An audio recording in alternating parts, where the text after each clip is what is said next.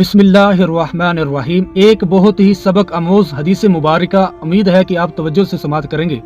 رسول کریم صلی اللہ تعالی علیہ وآلہ وسلم نے ارشاد فرمایا کہ لوگوں کے عیب تلاش نہ کرو، نہ ایک دوسرے پر فخر کرو، نہ ایک دوسرے سے حسد کرو، نہ بغض رکھو اور نہ ہی علیحدگی اختیار کرو۔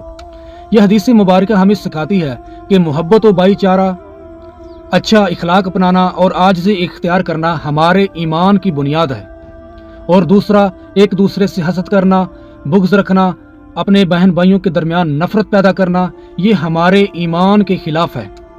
یاد رکھیے، بہترین اخلاق اپنانا، محبت و بھائی چارہ کرنا ہمارے پیارے آقا کریم صلی اللہ تعالی علیہ وآلہ وسلم کی مبارک سنت ہے، اور یہ دل و زندگی میں سکون پیدا کرتا ہے۔ اللہ تعالیٰ سے دعا ہے کہ اللہ تبارک و تعالی ہمیں بہترین اخلاق اپنانے کی توفیق عطا فرمائے، اور جو کچھ سنا ہے اس پر عمل کرنے کی بھی توفیق عطا فرمائے۔ آمین ثم آمین یا رب العالمین۔